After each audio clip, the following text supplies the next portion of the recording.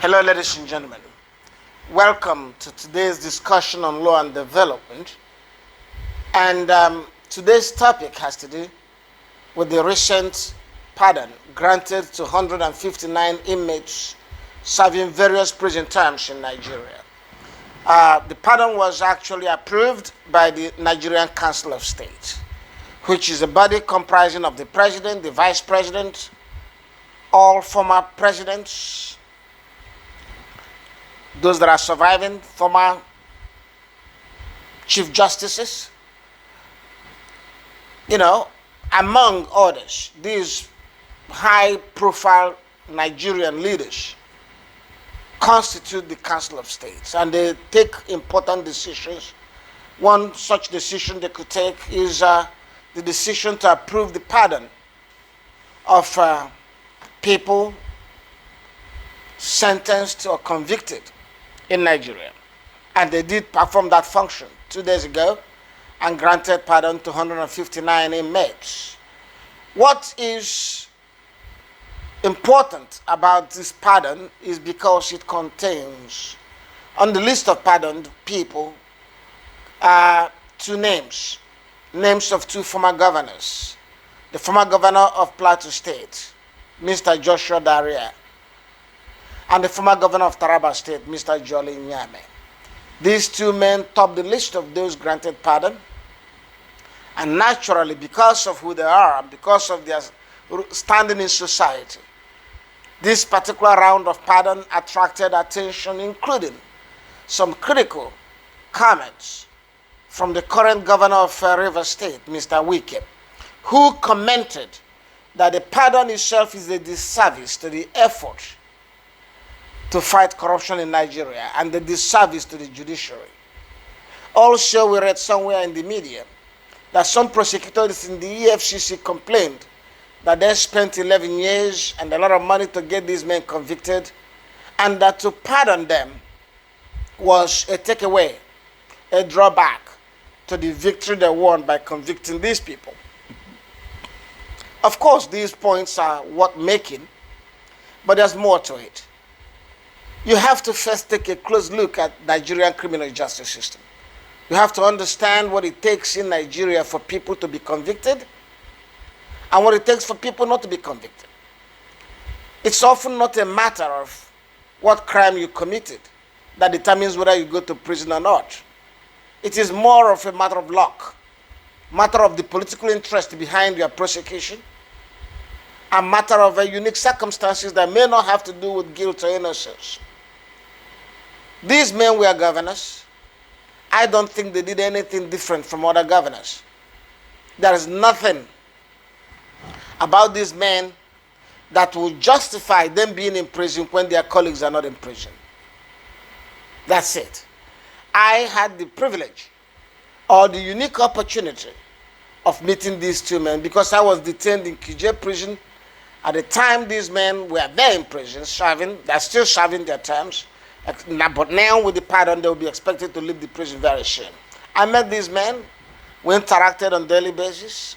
I got to understand their circumstances. And as you know, any encounter between me and any individual is a critical encounter because it's an opportunity for me to probe and get to know and study the person and his story.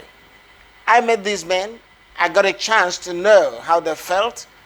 I got a chance to know the facts, the stories, the dynamics, the political interests. I'm not saying that the conviction was wrong. Don't get me wrong. But I'm saying there's a lot more to them than just a number. And there's a lot more to them than just a pardon. By the way, these men have almost completed the jail term, their sentences. Jolly Nyame, I know, will be leaving next year, even if no pardon was granted to him. He was due to leave next year. He did exhaust his appeals and it didn't favor him. The same thing with Dariye. Dariye has a few more years, perhaps 2 or 3 more years to go. But Dariye has not been in prison for the past 3 years. Why? Because he's sick. He's sick and the arrangement was made for him to stay in the hospital instead of being in the prison. He was genuinely sick. I did see him in the prison clinic. I did see critical emergency situations, health situations involving him. So he has been in hospital. He's been outside prison. So these men also are not children. Dariye is in his 70s, if not approaching 80.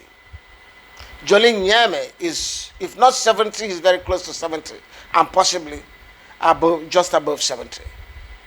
So these men don't fear that if released, they're going to go into politics or begin to stir up things. No. They are in the twilight of their years. Granting them pardon after they have served so many years will not in any way undermine justice. It will not in any way set back the effort of law enforcement or the EFCC.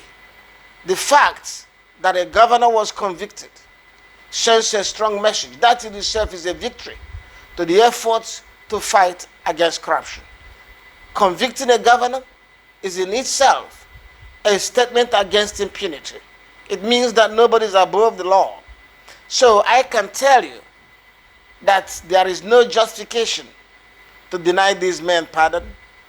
I don't think the consequences of their pardon will in any way be negative to law enforcement efforts in Nigeria. Again, taking into consideration what it takes to be convicted in Nigeria. What is important, but which is not being discussed today, is how did Nigerian government come up with a list of people to pardon? How do they draw up this list? Of the all the 157 inmates that benefited, how were they selected? Who are those people? Are they politically connected people? Or are they people truly deserving of mercy? My fear, and that should be the fear of most people, is that the selection process for determining who should be pardoned and who should not be pardoned may not be done on anything that is just. It may be a random political selection of connected people. But even more important thing for us to talk about today is about those who are left in the prison, spending years awaiting trial, those not pardoned, those not eligible for pardon. Nigerian criminal justice system has most people awaiting trial for as many as 10 years. 85% of Nigerian prison inmates have not been tried, have not been convicted, have not been found guilty. They are there in prison waiting trials that are deliberately stalled by the prosecution and by ineptitude of the judiciary. That is where the effort should be. That's where the focus of the Council of State should be. To ensure that those people not yet convicted should not stay in prison forever. I draw your attention particularly to the case of Isaac Mang. Isaac Mang has spent 16 years in Kuje prison. 16 years awaiting trial. Awaiting trial for a crime that he did not commit. In fact, I can tell you now that it is going to be impossible to convict Isaac Mang. Why? Because his casemate had been discharged and acquitted for want of evidence, for want of prosecution. And it's the same witnesses that are used for the two. It's the same testimony that are used for the two. So it's inevitable that Mang will be acquitted. Yet, he's been in prison for 16 years awaiting trial. Mang is actually the longest serving inmate in Kuje today. But he is not yet tried. He's awaiting trial.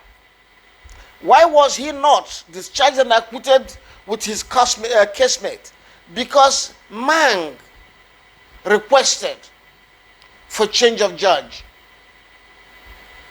Towards the end of the trial, Mang told the judge that he was dissatisfied with the delay in his case. The judge said, okay, in that case, I'll transfer your file to another judge. But the judge did not transfer the file. The judge went ahead and acquitted his casemate and left Mang stranded. So Mang's case has now been transferred to another judge for trial de novo Indeed, there will be no witnesses coming forward for man. When it's all over, man shall have spent maybe 18, 20 years in prison before he will be discharged and acquitted for want of evidence, for lack of prosecution. That's what the Council of State should be concerned about. That's where the world is expecting genuine commitment to justice and fairness to be demonstrated by the Council of State. So whatever process is involved in the selection of the people to be pardoned, let that process also be focused on those most deserving of mercy, those most deserving of consideration, and that those who have spent years, many years, awaiting trial for offenses they may never be convicted of. There'll be more to talk about on this. So we look forward to it. Thank you, and God bless.